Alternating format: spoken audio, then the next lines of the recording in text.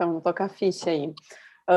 O artigo que a gente escolheu aí para abrir o ano é um artigo de Orificial, porque o Brito disse que ano passado os artigos de Orificial fizeram bastante sucesso, né? Então, resolvi manter esse padrão aí de algo que a gente pudesse trazer para o dia a dia. A sugestão de artigo até foi do Guese.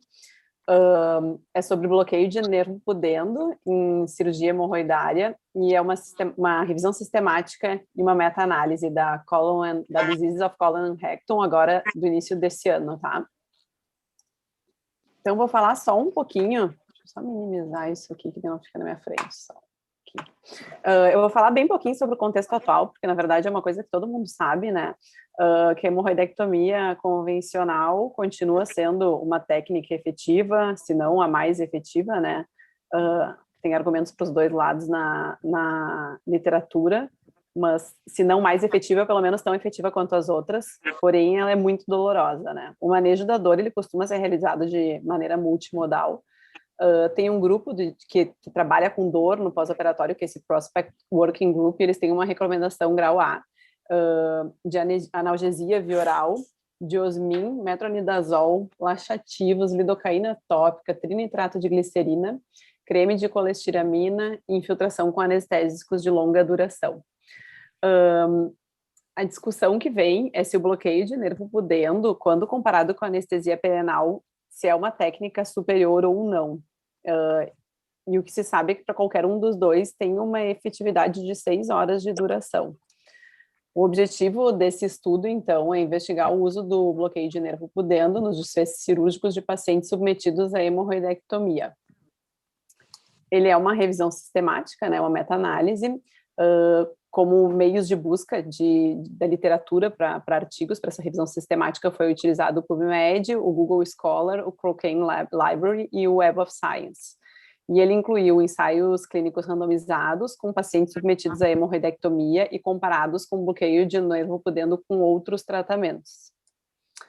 Desfecho primário é o uso de opioides e desfecho secundário. Vem a dor no pós-operatório, uso de opioide no intraoperatório, tempo cirúrgico, complicações pós-operatórias, permanência hospitalar, readmissão hospitalar e a satisfação do paciente. Como é que foi feito aí materiais e métodos para fazer controle de risco de vieses e de qualidade do estudo? Eles usaram uma ferramenta do Cochrane Collaborations e para análise estatística usaram basicamente diferença média padronizada, um risco relativo com intervalo de confiança de 95% e tentaram fazer um controle, enfim, com as ferramentas adequadas para medida do efeito, heterogeneidade, análise de sensibilidade, o Small Study Effect e análise de subgrupo. Vamos falar um pouquinho sobre os resultados, então. Nessa busca deles, eles encontraram um total de 750 artigos, tá? Eles primeiro buscavam pelas palavras-chave que eles descrevem ali no artigo, acabei não colocando aqui porque é muita informação. E eles identificavam somente através do resumo, tá? Daí eles removeram os artigos, as referências duplicadas ali, ficaram 538. Depois eles revisavam todos os resumos para ver se incluía uma metodologia adequada, né? Nisso, sobraram textos para serem lidos de maneira completa, né? O full test, que eram 41 artigos. Eles retiraram alguns pelos critérios de exclusão e sobraram 14 artigos nesse contexto, né? Para fazer a meta-análise. Então, todos eles ensaio clínico randomizados, alguns cegados, outros não. Uns duplo cego, outros simples, né? Cegamento simples. Com essa comparação, então, do bloqueio de nervo pudendo com placebo ou outro método de analgesia. A técnica do bloqueio de nervo pudendo foi feita ou por estimulação nervosa, ou guiada por ultrassom, ou por referência anatômica. A gente tem ali 4 estudos com estimulação de nervo, guiado por ultrassom 1 estudo, e referências anatômicas 9 estudos. Os anestésicos utilizados, ou era bupivacaína e ropivacaína, que são os de longa ação, 8 estudos, lidocaína de curta duração em 1 estudo, e a combinação de todos esses anestésicos, enfim, bupi, lido, ropivacaína e lido, em 5 estudos.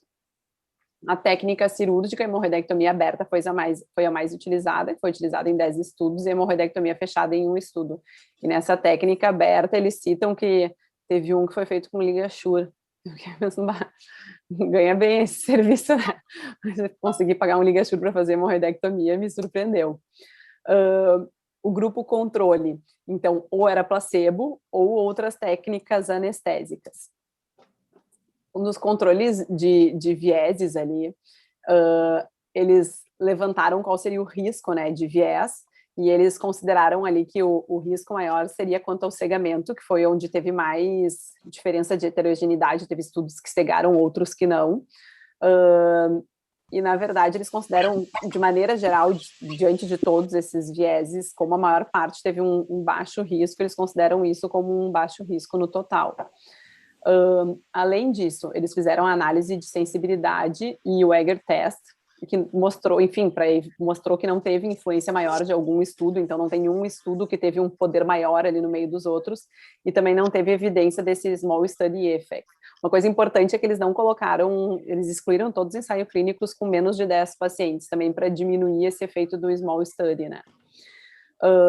O teste de heterogeneidade, que é esse teste, o I-square, quando ele tem...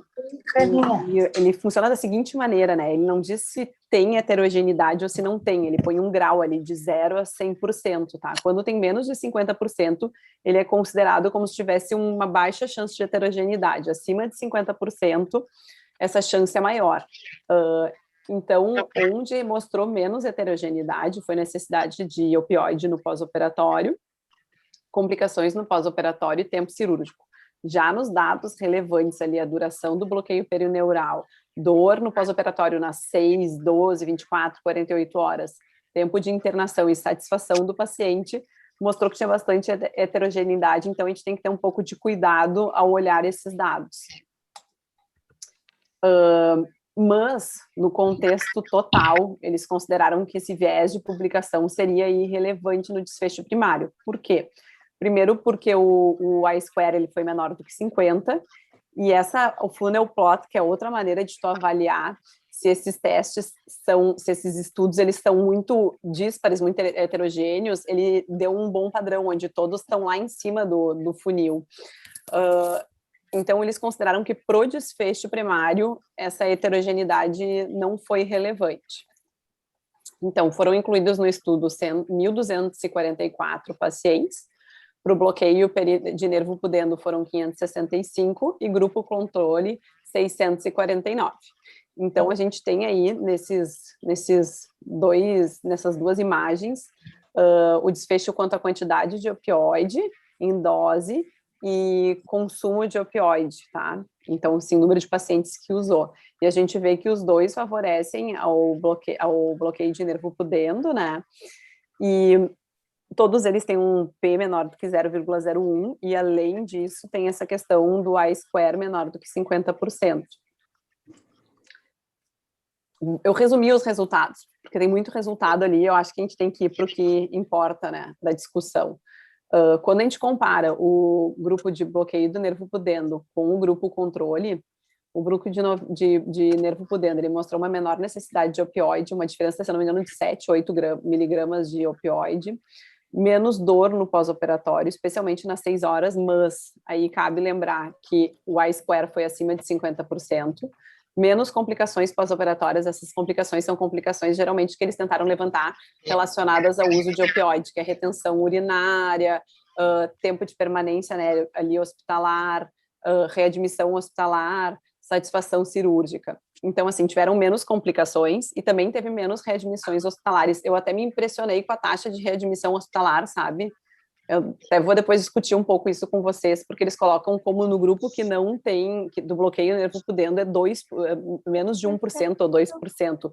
No outro grupo é 10% readmissão hospitalar. Porque está aberto, está infeccionando, pode entrar no meu osso. É grave, entra no osso.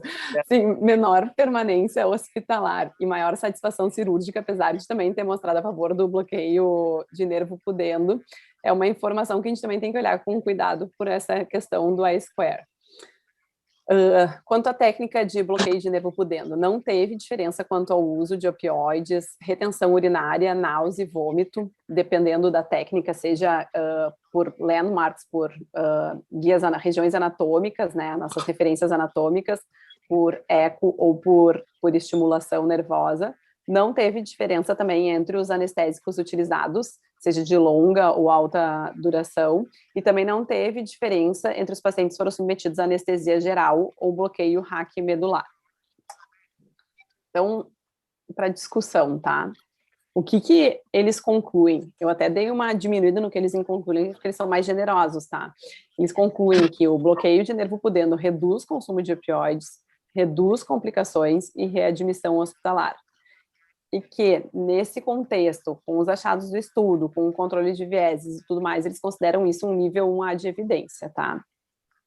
Quanto às limitações do estudo, teve vieses de publicação e de heterogeneidade, onde o I-square ele foi válido para o desfecho primário, assim como o Q quadrado, ele teve um P menor do que 0,01, e para alguns desfechos secundários, tá? Todos os estudos que eles colocam como um fator assim de viés conservador, que todos os estudos eles apresentavam a mesma questão clínica e eles eram metodologicamente apropriados. Então eles foram bastante seletivos na inclusão dos estudos.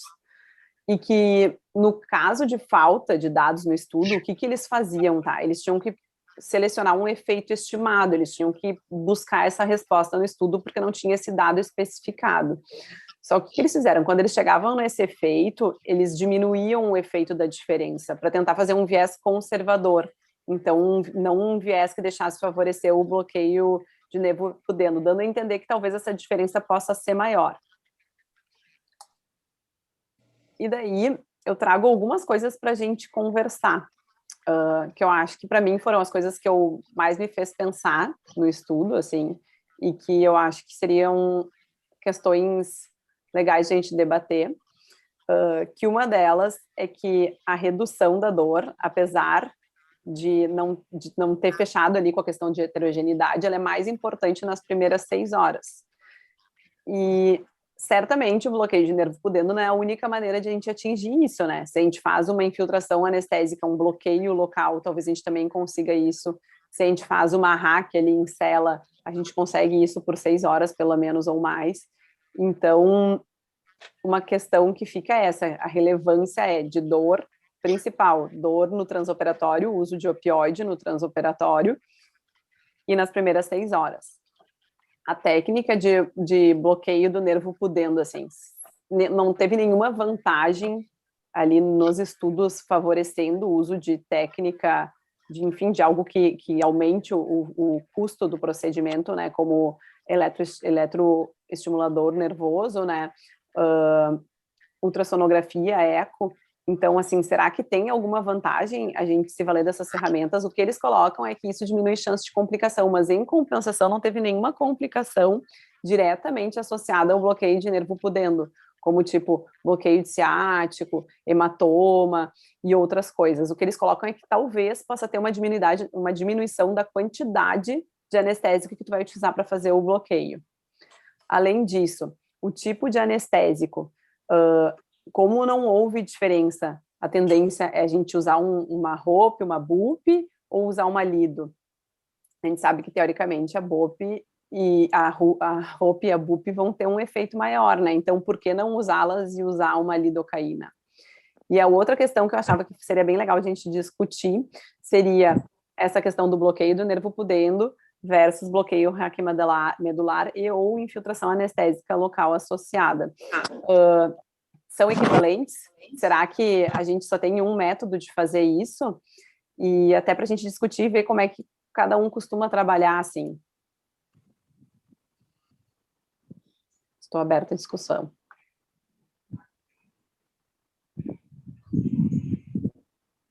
Gente, alguém comentários, dúvidas a respeito da apresentação ou do artigo? Eu acho que o ideal era chamar tópico por tópico, a gente discute, esgota um e passa para o tópico seguinte. Tranquilo. Aproveitando a proposição da Laura, essa questão de redução da dor realmente parece de saída uma conclusão até um pouco fútil do estudo, né? Porque realmente nas primeiras 6 horas não é o pior período, não é o período que a gente mais tem problema com a hemorroidectomia, né? Então, realmente, claro que o bloqueio ele não vai passar a semana inteira com bloqueio, que bom que fosse, porque aí para nós nos facilitaria muito a vida e principalmente para o paciente.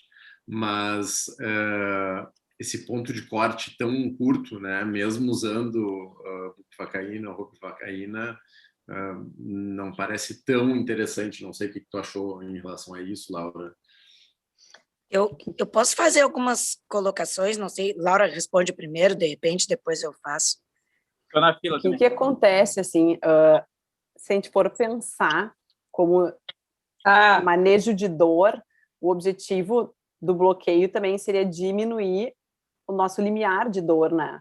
Então, assim, como quando a gente vai fazer uma vídeo, ou quando tu vai fazer uma cirurgia aberta, tu fazer primeiro passar um catéter, tu fazer um bloqueio na parede abdominal, ali o princípio é o mesmo, né? E o bloqueio de nervo pudendo não é a única maneira de ter isso, né? Eu acho que tanto o bloqueio quanto essa questão do bloqueio raquimedular ou infiltração anestésica local, não no mamilo, mas enfim, que se tu faça um bloqueio circunferencial no ânus, que tem algumas pessoas que fazem, todos eles vão proporcionar isso, além da analgesia depois, mas o foco também tem que ser em tu fazer algo antes de começar a intervenção, né? E assim, o que pega é depois, né? Que até eu vou trazer isso depois na próxima discussão sobre, na próxima pergunta, vocês vão ter no próximo slide, como a gente maneja essa dor no pós-operatório, né? Porque é aí que o bicho pega, né? Pode falar, Lolo. Eu queria tecer alguns comentários, porque, assim, esse é um assunto que me toca bastante, porque, primeiro, porque eu nunca fiz nenhum levantamento objetivo, me arrependo disso, mas, assim, eu gostaria de compartilhar com os colegas, principalmente com os que ainda não usam o bloqueio de nervo pudendo, a minha experiência. Faz pelo menos uns 10 anos que eu uso. A sugestão, inclusive, foi da Denise, minha colega que trabalha comigo, que tinha acesso a uma equipe que sugeriu que ela começasse a usar, e nós iniciamos um uso rotineiro em todas as nossas cirurgias orificiais com ropivacaína. O paciente é submetido a uma anestesia geral com máscara laríngea, não uma intubação orotraqueal, e se faz o bloqueio de nervo. A gente normalmente infiltra também um pouquinho o ligamento anococcígeo para pegar um pouco aquela área de contratura do bulbo retal, que fica depois, às vezes. E assim, ó, eu posso dizer para vocês, na experiência clínica, e de novo eu digo, eu não tenho esse levantamento de dados, eu não fiz a informação objetiva, mas o que eu posso garantir para vocês é que, na experiência clínica, assim, o paciente fica pelo menos 24 horas sem dor importante, ele consegue evacuar aquela primeira evacuação que era tão temerária no início, ele consegue ter, e isso resulta num menor medo e numa continuidade mais fácil de manutenção da função do intestino depois. Fora que nunca mais se teve aquelas complicações de retenção urinária, não conseguir urinar para sair da recuperação, enfim, coisas que, na verdade, atrapalhavam muito esse pós e que a gente realmente não tem tido mais. Eu acredito que no futuro breve isso poderá se tornar até um padrão ouro de manejo.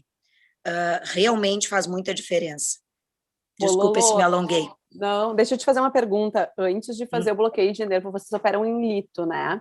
Antes de Sim. vocês fazerem o bloqueio de nervo pudendo, o que era feito? Era feito hack? Antes era feito hack. Mas daí a hack tradicional, aquela, para de mexer perna, não uma hack em cela. Hack ou peri a gente fazia. Não fazia hack em cela. Eu cheguei a tentar no início, eu tinha feito um estágio em Campinas, lá eles usam sistematicamente hack em cela, mas não sei, não funcionou muito bem, talvez por nossa inexperiência com o procedimento.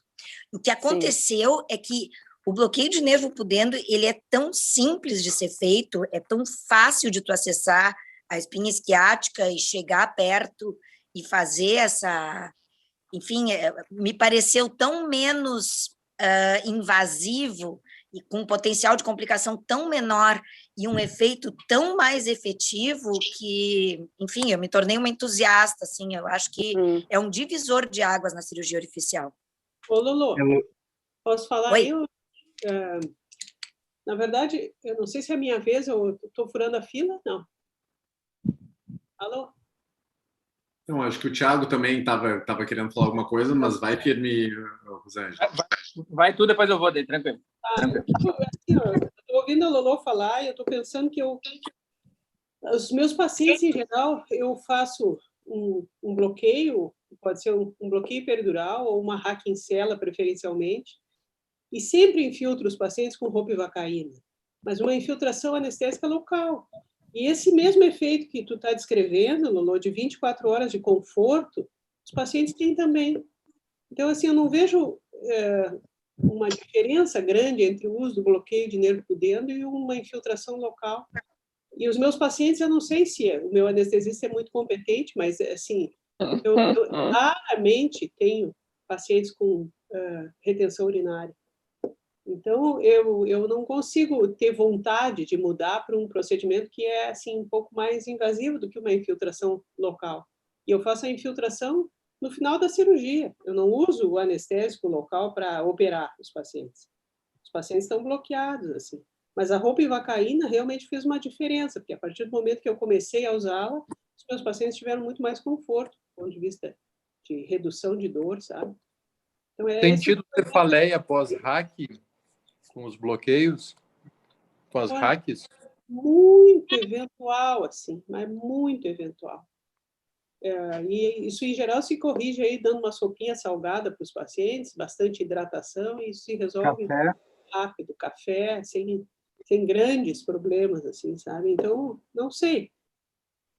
Eu não sei se é uma questão de conforto, a gente se acostuma com o tipo de atendimento que faz, né? Mas eu acho que o que faz a diferença, de fato, aí nessa redução de dor é o tipo de anestésico de longa duração. Não é tanto a técnica, sabe? Ponto de vista, tá? Assim, também não tem nenhum levantamento estatístico disso aí. Era isso. Thiago, depois Delber e depois Diniz. Tá. Não, assim, até vocês estão comentando mais de experiência pessoal, eu queria fazer um comentário mais do ponto de vista metodológico. A Laura, que deve ter lido com mais atenção, talvez me responda. Laura, quando eles falam em endpoint primário, que é o desfecho para o qual foi calculado todos os resultados, eles falam em opioide, né? E eles adaptaram para... Eles usaram o endpoint primário, uso de opioide. De opioide, certo? isso. Tá. Eu li o artigo, não li assim com tanta atenção quanto eu gostaria, mas eles falam em equivalentes de morfina, é isso? Sim. Tá, então, assim, depende... Eles, na verdade, eles... Pois é, isso não fica tão claro, sabe, Guese? Não porque, fica assim, tão claro. Esse eu tô certo. Uma coisa... Tramadol, do ponto de vista farmacológico, está no grupo dos opioides, tá? Mas eu acho que eles não consideram isso. Eu acho que eles consideram a morfina e similar. Pois é. Não acho que entra tramadol e... Deixa eu desenvolver meu raciocínio aqui. Sim. Farmacologicamente, tramadol é um opioide, tá? Codeína é opioide, morfina é opioide, tá? E eu acho que isso aí o artigo falha. Eles não determinam quais são os opioides que eles avaliam, né? O uso. Eu já passei pela fase, na formação da residência, eu não fazia, né? Lá na PUC a gente não fazia. Não sei se estão fazendo agora. Depois vim para o Moinhos, comecei a fazer por influência de outros colegas. E mais recentemente eu deixei de fazer, já faz uns 2 anos, porque eu tive um hematoma, tá? Numa infiltração dessa. E eu não me recordo há quantos anos eu não tenho um paciente que tenha que usar nem morfina, nem codeína. Mas eu uso tramadol de resgate, tá? E mesmo assim, não são todos os pacientes que usam tramadol no pós-operatório. E aí tem uma coisa que eu aprendi com o Diniz, tá? Que tá aqui, eu acho que vai falar na sequência. Tem muito mais a ver a dor pós-operatória em como tu faz a cirurgia, em como tu manipula os tecidos, né? Se tu vai cauterizar muito, se tu vai passar um ponto pegando o esfíncter interno, né? Que pode dar dor, do que só a questão da anestesia. Então, eu não faço bloqueio, meus pacientes usam só tramadol, e eu acho que é muito diferente do ponto de vista de para-efeitos de opioide, comparar um opioide tramadol, que quase não dá nada de constipação, com uma codeína, que deixa o cara, eventualmente, com fecaloma também. Então, acho que o artigo falhou nesse negócio que é o principal dele, né? O endpoint primário.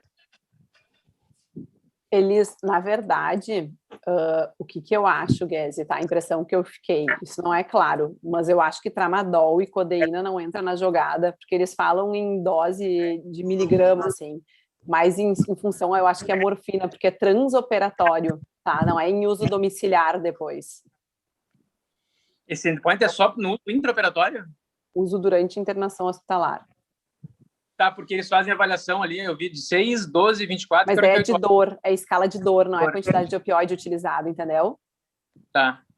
Essa é a escala da dor, que eles utilizaram para avaliar a dor no pós-operatório. Isso é uso de opioide intraoperatório. Tá bem. Intra-hospitalar. Delber? Bom, eu uso o bloqueio anal, aí, nervo podendo, desde o Dr. Valério da residência. Então, lá se vão 19 anos, né? E eu uso a ropivacaína porque a bupivacaína tem uma tendência a ser cardiotóxico se injetado em vaso, e a ROP não teria esse problema. O que eu mais acho importante é que a sincronia que nós temos que ter com o anestesista, né? Eu, como opero em muitos e muitos lugares, cada um, eu me adequo ao anestesista. Eu já sei qual a melhor tática que eu uso embaixo, conforme a anestesia que o meu anestesista é capaz de me oferecer. Mas o que eu acho mais legal é a máscara laríngea, uma sedação profunda inicial, enquanto eu faço o bloqueio anal, ali o bloqueio de dentro por dentro, com ropivacaína, e a partir daquele momento, que passa ali 5, 6 minutos, eu estou com o ânus bloqueado e o paciente já pode até superficializar bastante a anestesia dele. E o que eu acho mais interessante é que todos os meus pacientes, claro, eles nunca internam, não existe, não tem nunca tem o paciente internado de cirurgia oficial. Todos eles vão embora 4, 5, 6 horas depois, sei lá, 6 horas só se não quiserem dar alta. Mas o fato é que esses pacientes vão para casa sem dor alguma ou nenhuma. E eles vão ter qualquer tipo de problema lá com 18, 20 horas. E na minha receita, eu não dou a receita de tramal, caso eles precisem. E todos eles têm meu telefone e eles me ligam se preciso, eu encaminho a receita ou pela internet ou eles buscam em algum lugar. Que aí a gente combina conforme o caso. Então, o bloqueio de nervo podendo, para mim, é fundamental. E eu faço todas as cirurgias oficiais. A única que eu não gosto de fazer, que eu prefiro a hack, é quando é uma fístula anal, que eu manipulo muito e muito profundamente ali. Aí eu até, às vezes, prefiro o hack. Mas, no mais, todas elas são. E também prefiro o hack em razão que todas as hemorroidas grandes, com prolapsos grandes, eu opero em jackknife. Então, acaba que tem que ser hack pela questão do controle da via aérea. Mas sobre isso, o bloqueio de nervo por dentro seria basicamente isso que tem que colocar. Eu concordo com a Heloísa nesse sentido, que eu acho que tende a ter um padrão ouro de analgesia, né? Mas essa é a minha opinião. Muito obrigado. Diniz? Bom, deixa eu só trazer a minha experiência aqui para vocês. De 30 anos. Eu aprendi a fazer isso com Sokol no meu fellow nos Estados Unidos. Só que não se usava o bloqueio na raiz do poder. A gente faz uma coisa muito mais simples e muito mais rápida. A gente faz uma infiltração nas fossas ilíacas junto ao esfíncter externo, pegando todos os nervos por dentro que vão inervar o esfíncter. E a nossa rotina, desde lá... Bom, eu tenho uma vantagem. É sempre a mesma anestesista que me atende, desde lá. É a Ana Pena. Então, a gente faz uma anestesia geral, que ela dá uma aprofundada no paciente, porque essa infiltração dói. Então, quando a gente vê quando o paciente não está muito, assim, não está muito profundo no início, ele reage um pouquinho. Eu faço a infiltração nos dois lados e infiltro, que nem a Lolo, e filtro um pouquinho no ligamento anapoxídeo. Espero um pouquinho e aí vou trabalhar, vou operar. O que eu vi nesses 30 anos? Assim, eu não tenho dado, não fiz trabalho disso. O que eu vi? Eu praticamente, se eu tive uma retenção urinária nesse tempo, foi muito. Tá? Os pacientes se acordam da cirurgia sem dor nenhuma e eles vão começar a ter dor de 12 a 18 horas depois, entre 10 e 16, 18 horas depois. Isso nos dá tempo, eu uso de rotina anti-inflamatório no pós-operatório, pelo menos nos primeiros 3 dias, e uso de pirona fixa. Esses dois analgésicos são fixos. A maioria dos pacientes, nas primeiras 24, 48 horas, vai bem com isso aí. Depois, na hora de evacuar, todos vocês sabem, um que outro tem dor maior, e aí eu uso um opioide, eu uso a codeína, mas eles usam muito pouco, às vezes uma utilização depois de uma evacuação que fica com muita dor. Então, a minha experiência, assim, isso é um procedimento rápido, e essa técnica, tu não precisa ficar procurando a raiz do nervo para infiltrar, é muito rápido, eu acho que em menos de 1 minuto a gente faz. A Francesca aprendeu comigo, ela faz de rotina também, a gente está muito satisfeito. Os pacientes não sentem dor.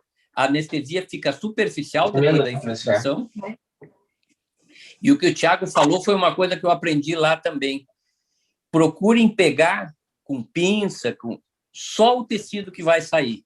Tá? Eu faço desde lá a hemorroidectomia fechada. Eu tenho uma técnica para isso, para não ficar pinçando muito tecido que vai ficar. Quanto menos trauma tu causar no tecido que vai ficar, menos dor pós-operatória ele tem. Eu não faço mais ligadura de pedículo de forma grosseira, pegando um monte de coisa, mesmo que a hemorroida seja grande, eu vou diminuindo o pedículo até fazer uma ligadura pequena e venho trabalhando. Às vezes a cirurgia pode não ficar tão elegante, mas eu não pego o tecido que vai ficar com pinça.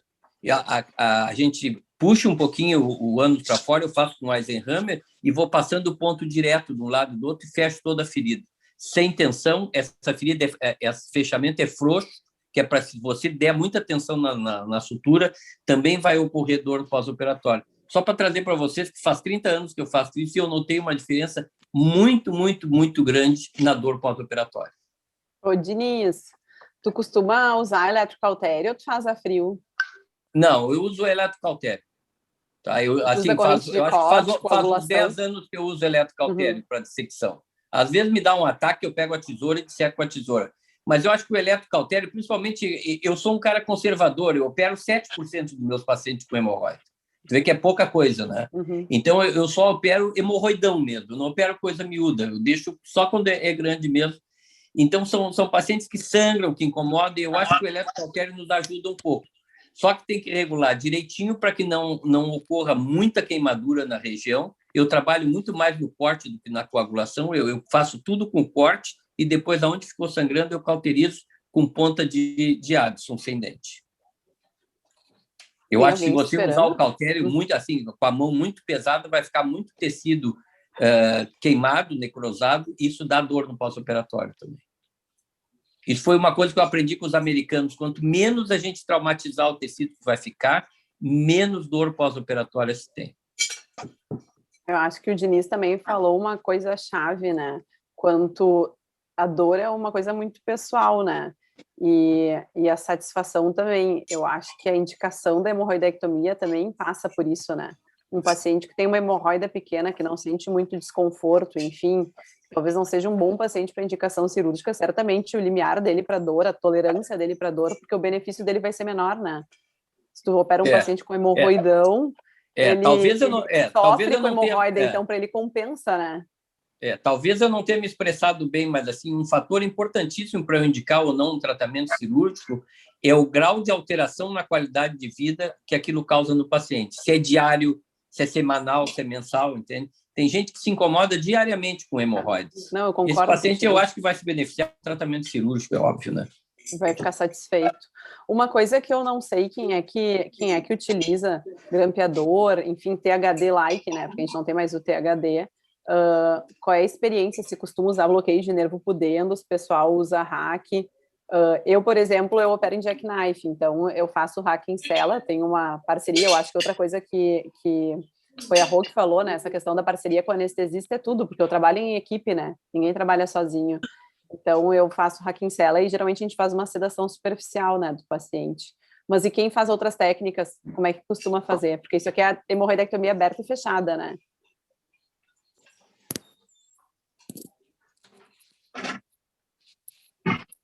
Será que tem alguém que usa grampeador ou THD? Eu não uso, e eu me lembro daquela pesquisa que eu fiz entre os coloproctologistas gaúchos.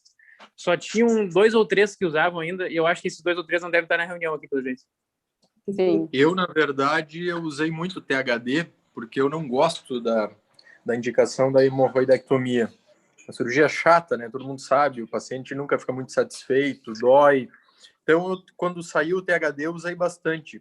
Realmente, como está na literatura, ele tem um pouco mais de recidiva, mas a experiência era de muito conforto no pós-operatório, né? Enquanto ele estava sendo comercializado. E eu uso muito o grampeamento para tratar a evacuação obstruída quando tem componente de retocele associado, prolapso mucoso com o retocele. Eu gosto bastante do grampeamento. E é muito confortável. O paciente, principalmente, né, são mulheres, via de regra, e o conforto é muito grande no pós-operatório. Eu acho que sim, com certeza, como está nas publicações, o grampeamento ele é muito mais confortável, mas devido às complicações eu reservo para quando tem muito prolapso mucoso ou retocele associada e sempre com exame de imagem, se possível uma defeco-ressonância para também ter mais um nível, assim, até para uma eventual complicação no pós-operatório. Francisco!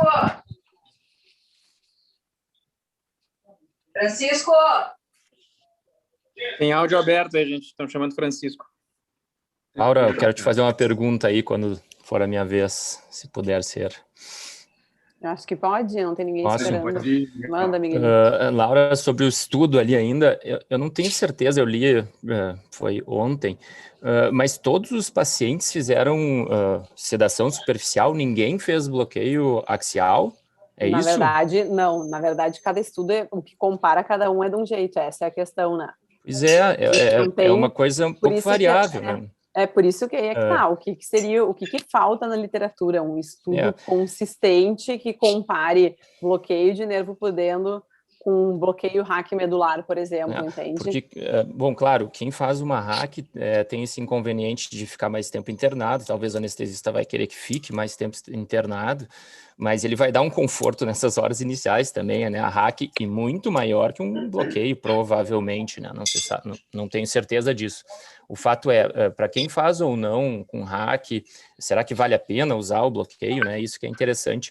E outra coisa que me chamou a atenção aqui, sim, alguém usa esses métodos de estimulação de nervo, eletroestimulação ou ultrassom para achar o nervo, ou todo mundo vai por marco anatômico, quem faz de rotina aí, né? Se alguém não usa ROP também, e se alguém já teve alguma complicação na infusão do anestésico local. Além do Thiago, né, que disse hematoma, mas eu falo mais em função de toxicidade mesmo. Eu tive um hematoma que secou até a coxa e foi um escândalo, porque a paciente ficou desesperada e eu não sabia como explicar o hematoma na coxa dela, que dissecou absurdamente. Isso foi um caso único, mas foi bem pavoroso. Mas, Delber, por que tu associa com o bloqueio, o bloqueio do pudendo, esse hematoma? É uma coisa fora do sítio cirúrgico? Totalmente fora? Porque sangrou na pele, onde entrou a agulha, tá? Eu lembro direitinho, e ali ficou saindo sangue, e eu fui lá e comprimi com o meu dedo, com uma gazezinha, e dei o caso por encerrado. Me incomodou um pouquinho aquele sangramento que porejava pelo buraco da agulha. E aí ali eu comprimi, e ali eu fiquei apertando e me dei por satisfeito, que sempre para. E aí quando eu vejo, ela volta no consultório com a coxa dissecada com um hematoma absurdo. Ou seja, o coágulo tapou o buraquinho e seguiu dissecando coxa abaixo pela face, sei lá. Mas não pode ter sido posicional, Delber? Não. Porque estava em litro, né? Foi coisa do demônio isso aí, essa coisa que a gente não se explica. Isso aí não é normal. Laura! Aconteceu. Laura! Passamos para a fase. Enquanto a gente conversava, eu fui no artigo lá procurar a questão do endpoint primário, tá? Procurou. Só tem sentido fazer a discussão se a gente entender o endpoint primário. Era uso de opioide no pós-operatório. No pós-operatório? Te mandei a foto ali sublinhado, página 6, segundo parágrafo. Então é meio paradoxal, porque aí tu compara morfina com codeína com tramadol, mesmo passando para equivalente de morfina, que é o que eles colocaram na metodologia, é diferente, né? Os para-efeitos são diferentes, né? Eu não sei se alguém usa morfina, né? Porque isso era uma outra discussão que eu ia trazer. A gente usa a RAC, eu, por exemplo, o pessoal faz RAC em cela, então meu grau de satisfação com a RAC é enorme. Tenho praticamente nada de complicação, os pacientes vão embora em 4 horas do hospital. não faz anestesia geral. Os pacientes, além disso, vão para casa no mesmo dia, usam anti-inflamatório fixo de pirona e tramal se necessário. E geralmente deixa algum laxante osmótico se necessário também, porque pela dor os pacientes, até pela dor já constipam. Mas isso não causa retenção urinária, né? Assim, o que pode causar é a RAC, mas RAC em célula não causa retenção urinária, então vai muito da experiência da equipe, né? Dor causa retenção urinária. Posso dar só um palpitezinho aqui, Laura? Uhum, claro. Laura, me lembrei de uma coisa, puxando para o meu assado, que eu faço plantão na SR. Teria que ver isso aí. Não usa o opioide, mas o plantonista usa lá. Lá na SR, em qualquer hospital. Esse é o problema. Tu vai para casa, o cara fica lá 2, 3 horas, e aí tu usa. Então, isso é que teria que ser visto num prontuário ou medido depois. Só meti uma colherinha aí. Tá bom, claro. Um abraço. E geralmente tu nota a diferença se é RAC ou a técnica utilizada, Barbie, ou não? Um pouquinho, sim. Os pacientes com RAC, eles ficam um pouco mais de tempo e eles têm uma analgesia um pouco mais uniforme. Eu, particularmente, quando vou fazer uma complementação da analgesia na sala de recuperação, eu tenho que prestar muita atenção se o paciente é ambulatorial vai ficar internado, primeira coisa. Eu não gosto muito de usar morfina, particularmente, porque eu acho que a morfina ele tem um efeito muito errático no pós-imediato, para qualquer cirurgia, porque ele é muito curto. Né? Eu uso muito codeína, o Thiago tinha falado, codeína subcutânea, junto com anti-inflamatório. Eu aprendi com o pessoal de manejo de dor, dá uma analgesia razoavelmente boa por muito tempo, ela é muito mais duradoura e ela não dá tanta retenção urinária, porque para nós que estamos ali na sala de recuperação, a carta de alforria é urinar, se o cara não urinar, não vai embora. Eu acho que o Rafael está aguardando para falar e o Diniz também, de novo, quer comentar alguma coisa. Rafael. Bota na lista aí de novo depois. Botei, Rosângela. Obrigada. Eu acho que o Rafael desistiu. Diniz. Desculpa, eu estava no mudo aqui. Não, eu não tenho nada para falar. Eu acho que eu bati sem querer aqui com o dedo. É que eu acho que não tirou. Pode falar, Rafael. Boa noite, excelente apresentação, Laura. A discussão está super boa. Obrigada. A minha curiosidade é para aqueles que não fazem RAC, que usam a sedação com máscara, não tiveram nenhuma manifestação das equipes de anestesia relacionada à questão de manipular a via aérea em termos de Covid.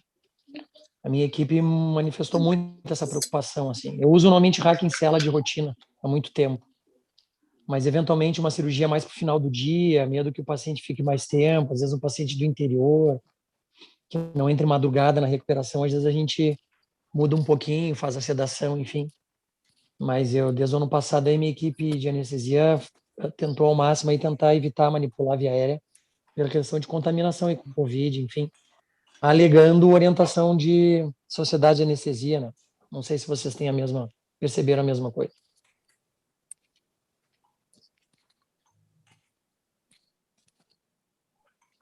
Eu acho que é um ponto importante a ser levantado, né? Aqui, pelo menos comigo, nenhum anestesista manifestou essa preocupação específica, mas eu estou, na verdade, durante esse ano, mais ou menos trocando equipe de anestesia por estar operando num outro hospital, então, realmente, eu acho que é um ponto interessante. Não sei se alguém teve esse problema. No início da pandemia também o pessoal mudou para RAC, mas agora já está voltando ao habitual de novo, até porque está difícil de conseguir leito, né, na recuperação, e então voltou ao normal nosso, que é a máscara e bloqueio local. A Rosângela queria comentar e depois o Milton. Não, eu queria fazer uma observação e uma pergunta para. A minha observação é que, assim, desde que eu usei ropivacaína, os meus pacientes fazem um pós-operatório muito confortável com o uso de anti-inflamatório oral e de pirona. Raras vezes eu tenho que usar opioide. Mas quando uso, eu em geral, não uso tramadol, e essa é a minha pergunta, porque assim, os meus pacientes, todas as vezes que eu usei tramadol, os pacientes queixaram muito de náusea. Muito, muito, muito, muito. Assim, uma coisa que é a ponto de pensar que vale mais a pena ter dor do que ter náusea, entendeu? Eu não sei se vocês têm esse tipo de queixa dos pacientes. Eu só Tiago, aproveitar para usa. Na verdade, assim, Rosângela, eu por um tempo com outra equipe anestésica, os anestesistas deixavam aquele patchzinho de fentanil. Uhum. E supostamente seria uma ideia excelente, porque aí supostamente teria pelo menos umas 48 horas com uma analgesia bem razoável. E eu tive exatamente esse problema. Os pacientes me ligavam, estavam muito nauseados. Claro que não foi uniformemente todos os pacientes, né? Mas chamam realmente atenção. Aqueles pacientes que, em geral, entravam em contato porque estavam com dor, porque estavam querendo ter a primeira evacuação, não estavam conseguindo, ou que estavam com muita dor após a primeira evacuação, começaram a ligar nessas primeiras 48 horas porque eles estavam com muita náusea. E eu avisava o anestesista, e a primeira coisa que o anestesista falava, manda arrancar o PET. E realmente era só arrancar o PET que isso melhorava, então um problema mesmo, né? E com tramadol, tu usa tramadol? Não. Não uso. Eu Não uso dipirona, 1 grama de 6 em 6, mais anti-inflamatório.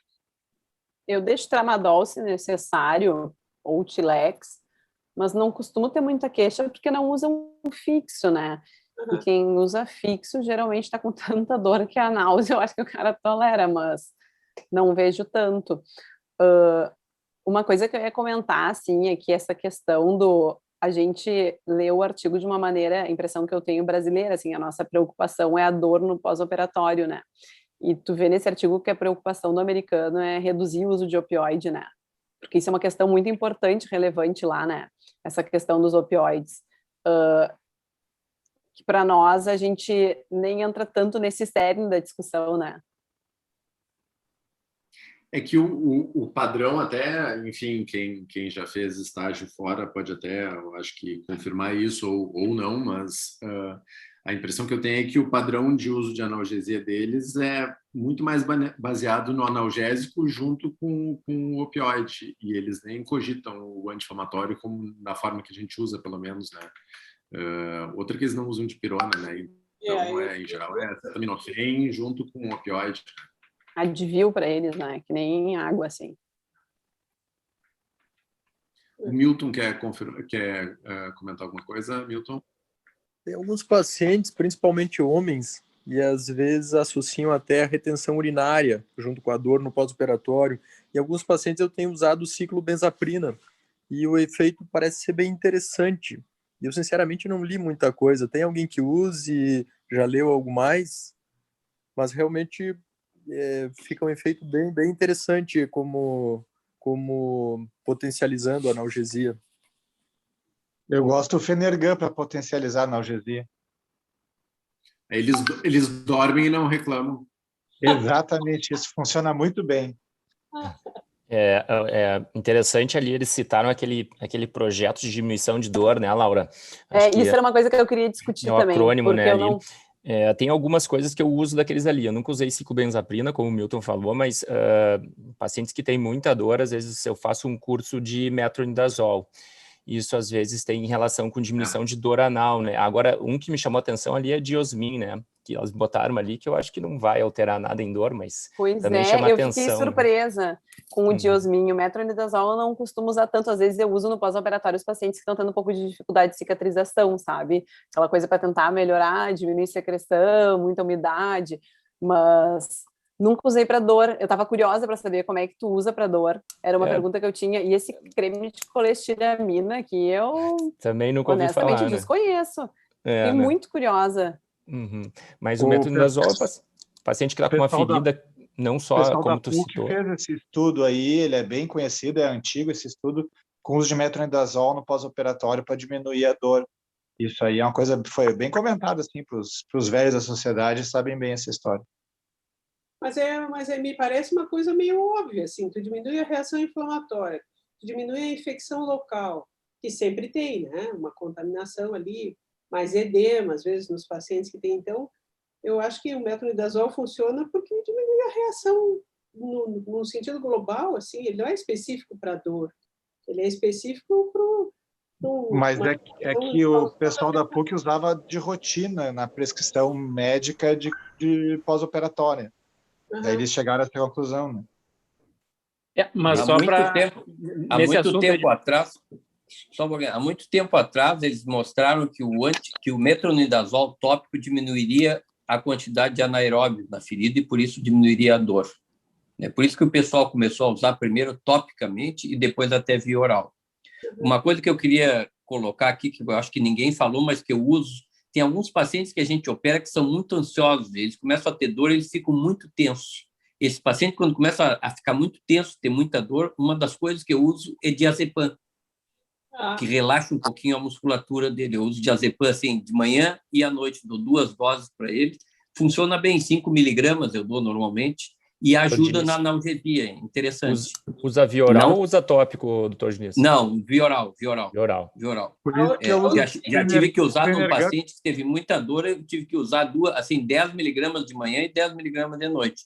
Que aí ele fica com a musculatura estriada dele mais relaxada por causa do efeito do diazepam, e isso diminui a dor, porque quando eles ficam muito contraturados, eles contraem o esfíncter externo também junto. Contrai todo o períneo, aquilo fica apertando a ferida e fica doendo. E na minha experiência, eu nunca li nada a respeito, na minha experiência isso alivia um pouco. Não vou te dizer que é a salvação, mas tem pacientes que passam muito melhor quando a gente dá isso para eles, dizem que realmente melhorou. Por isso que eu dou o Fenergan, que é fácil de comprar em qualquer farmácia por aí, porque o benzodiazepínico também é um ótimo remédio e é conhecido como o mais potente relaxante muscular da musculatura estriada, né? Só que precisa da receita especial. Né? Só que aí tem o contratempo da receita, né? E também é uma das medicações com maior índice de adição no Brasil. Eu acho que é a medicação com maior índice de adição. Mas eles usam pouco, viu, Laura? 3, 4 dias. Não, estou já estão comentando largando, para ver como. Não, para ver como usam. Porque assim, só a gente não consegue as receitas, os pacientes conseguem. Mas que é bom, eu não tenho dúvida do jeito que se usa. Da ciclobenzapina, o Miguel depois está me devendo a resposta de como é que ele usa, né? Se tu usa via oral ou não, é só da ciclobenzapina, eu nunca vi, tá?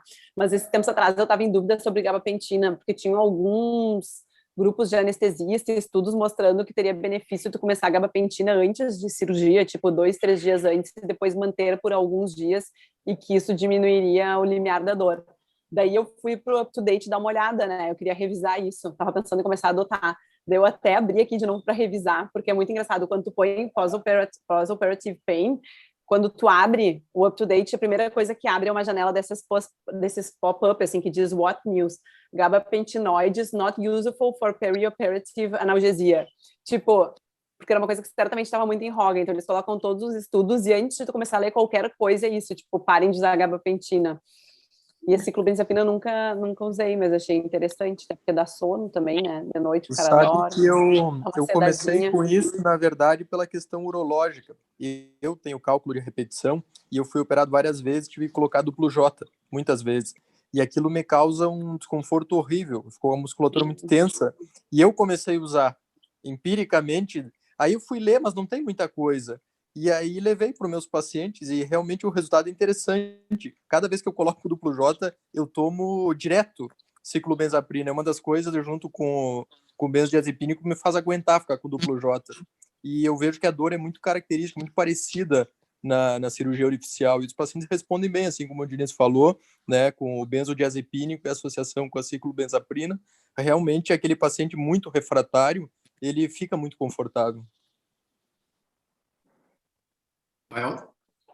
Deixa eu só voltar um pouquinho na questão do metro.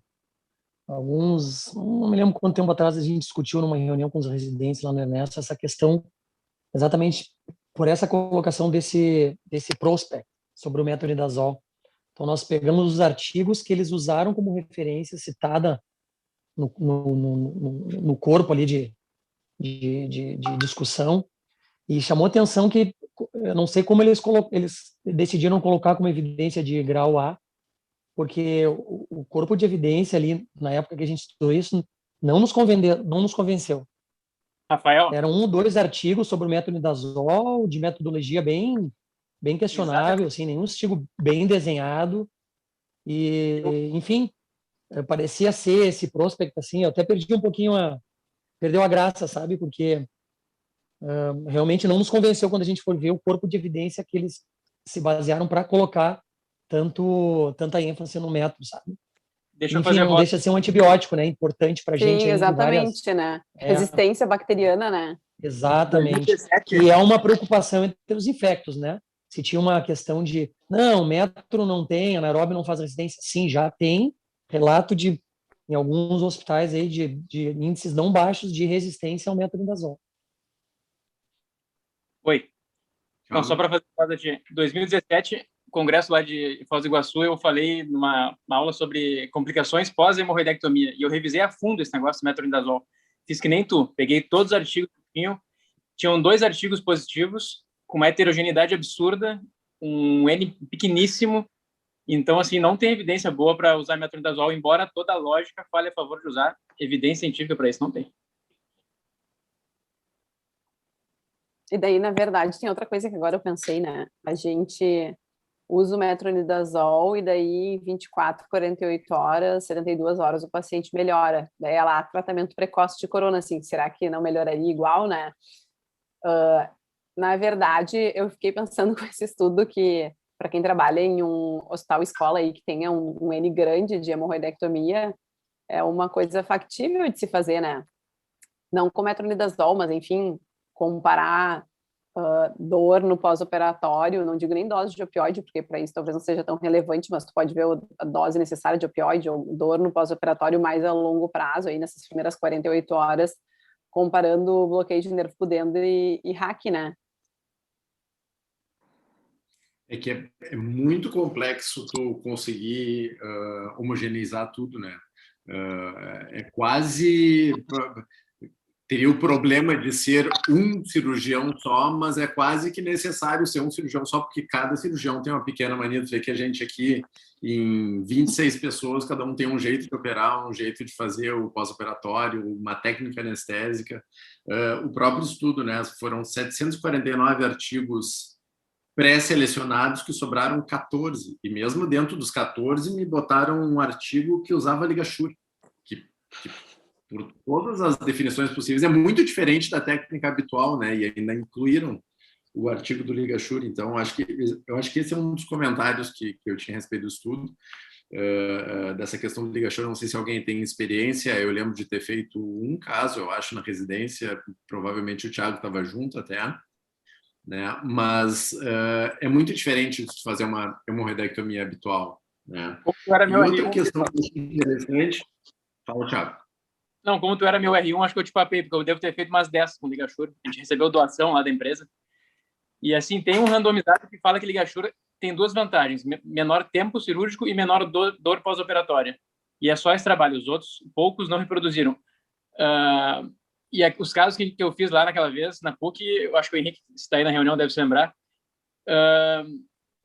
talvez tenham tido um pouco de menos dor pós-operatória, assim, mas a gente não mediu isso aí, né? Pois é, mas não é comparável com uma hemorroidectomia normal, né? Eu lembro bem de uma... Misturaram maçã com laranja, né? E tem um detalhe do artigo que eu acho interessante, que talvez também seja uma característica de literatura não brasileira, digamos assim, talvez predominantemente americana, que é essa questão da taxa de readmissão, que a Laura chamou a atenção, até que parece que em alguns chegou a 10%, era isso, né, Laura? Que, a meu ver, pelo menos, parece uma coisa muito estranha. Talvez eles considerem a tal da readmissão aqueles serviços em que o paciente volta a procurar o hospital porque está com dor e tal. Enfim, na nossa prática, seria aquele paciente que tu acaba vendo um pouco antes no consultório porque está com dor, que não é bem readmissão, né? Aquele paciente que precisa dar uma conversada, reorientar o banho de assento e tal, enfim, essa taxa de readmissão parece assim que o cara voltou para o hospital porque estava sangrando, porque estava com dor incontrolável, né? Provavelmente deve ser isso, né, Brito? Que isso é o medidor de qualidade hospitalar, né? Readmissão hospitalar, então isso deve estar junto de outras medições das instituições, né? Agora, se pudesse medir o número de vezes que eles acionam por WhatsApp no pós-operatório de hemorroidectomia... Exatamente. A gente estava quebrado. Deixa eu perguntar, vou dar uma dica, o que eu faço. Todos os meus pacientes de orificial consultam na semana seguinte. Então, eles sabem que eles vão voltar em 5 dias. Isso faz com que eles te acionem muito pouco. eu não vejo tanto, sabe? Eu deixo para eles, enfim, algum opioide se necessário, deixo o banho de assento, digo para eles que eles vão voltar em 5 dias, 4 dias, enfim, se operou na sexta e quer vir na terça, não tem problema. Eu digo que o motivo da consulta não é ver se complicou, é revisar mesmo. E deixo também laxante osmótico de rotina, não fixo, mas se necessário. Passou 1, 2 dias, não evacuou laxante osmótico e a tendência é isso seguir bem. Mas dói. A minha técnica para isso é, primeiro, no pré-operatório, naquele termo de consentimento, eu dou uma boa assustada no paciente. Eu aviso que vai doer, eu aviso que vai ser desconfortável. O paciente, em geral, que está operando comigo é porque ele realmente quer operar, porque eu dou uma boa assustada. Depois, se for tudo bem, ele está no lucro, e se for tudo mal, ele não vai querer me dar um soco no consultório. E outra coisa que eu costumo fazer, tenho feito até mais recentemente, é ali pelo segundo pós-operatório, eu peço para a secretária já mandar uma mensagenzinha, tipo, como é que tá e tal, tá com dor, não tá com dor, uma mensagem quase padrão no WhatsApp e profilática, para no terceiro, quarto pós-operatório eu não receber essa mensagem no momento que talvez eu não vá conseguir dar atenção, daqui a pouco eu estou operando, o paciente vai mandar mensagem que está apavorado, eu vou levar 3, 4 horas para responder, isso já gera mais ansiedade, enfim. Eu acho que essa profilaxia é sempre bem-vinda. E outra coisa que eu fiz, Brito, eu também sou que nem tu, eu assusto bastante, mas eu comecei a fazer consulta pré-operatória. Eu peço para o paciente vir na semana da cirurgia, na semana anterior, e eu dou todas as receitas e oriento todo o pós-operatório de orificial. Isso eu notei grande benefício no consultório, sabe? Porque ali na hora da cirurgia, tu explicar tudo isso é muito pior. O cara sai, ele não lembra de tomar, não lembra de fazer banho de assento, e foi uma coisa que eu também notei melhora, sabe? Pessoal, deixa eu só dar um palpite. Faz muitos anos, mas muitos anos, que eu resolvi dar todas as instruções por escrito para o paciente. Eu dou uma folha com todas as instruções. Então, eu boto assim, 3 coisas que eu boto. Manejo local, como é que ele vai cuidar da ferida, como é que ele lava, como é que ele seca, o que ele faz, é a primeira coisa. A segunda coisa é o manejo da dor. Então, está tudo explicado com o nome dos remédios que eu dou, está tudo ali. E o terceiro item é o funcionamento intestinal. Tu quase não recebe ligação desses pacientes com aquilo ali, porque eles não se esquecem do que tem que fazer. E aí deixo o meu telefone, eu dou meu telefone celular do consultório, mas eu vi que depois que eu comecei a dar de rotina, deve fazer, eu acho que uns 20 anos isso, eu parei de me incomodar com aquele negócio. Mas doutor, como é que tem que tomar esse, como é que tem que tomar aquele? Eu acho uma boa solução, viu? Não custa nada, tem um arquivinho pronto, e eu faço que nem a Laura, eu faço uma consulta pré-operatória, que quando ele vai no consultório, eu dou todas as receitas que ele vai usar depois, tudo, e dou esse papel para ele ler, que aí quando ele chega para a cirurgia, eu pergunto que dúvidas ele teve naquilo ali e já esclareço na hora. Acho que vale a pena, viu? Bom, pessoal, acho que nós estamos até estourados do horário, né? Vamos tentar manter a discussão dentro daquele espacinho de 1 hora, até para todo mundo ter uma previsibilidade. Não sei se alguém quer comentar mais alguma coisa. Tiago, presidente, quer encerrar? Bom, não, queria agradecer a Laura, que ingressou no grupo do Clube de Revista. Perfeita apresentação. A gente vai manter, então, mensalmente. Lembrar que o Barbier vai contatar vocês para pagar a anuidade. Não esqueça da gente, pelo amor de Deus. A gente está cheio de atividade o ano inteiro. Vai sair barato essa unidade esse ano. E lembrar, então, que daqui a 15 dias a gente vai ter aquela palestra sobre neoplasia obstrutiva de colo esquerdo com o Nuno Rama, de Portugal. A gente vai divulgar aqui em momento oportuno, em breve. Muito obrigado, boa noite a todos. Bom descanso. Deixa eu só fazer um comentáriozinho, Thiago, me permite só uma coisinha.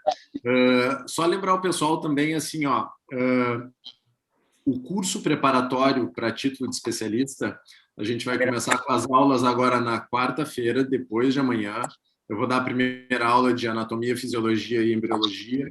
Então, estimulem, enfim, possíveis candidatos, residentes, colegas que vocês saibam que têm possibilidade de querer fazer a prova de título, porque a aula está dando um trabalho enorme e eu estou com medo que ninguém vá assistir.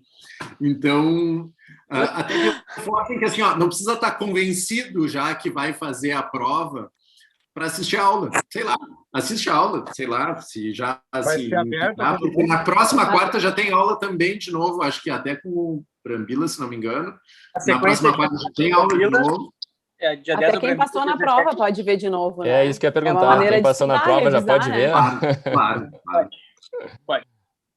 Basta ser coloproctologista e estar radicado no Rio Grande do Sul. Não precisa nem ser associado da GCP. Tá, e vocês vão mandar esses links aí pelo grupo, como sempre? Pelo grupo. Ótimo. Tchau, gente. Boa noite. Então tá, pessoal. Tchau, tchau. Obrigada. Boa Pessoal, noite. excelente. Boa noite. Tchau, boa noite. Boa noite.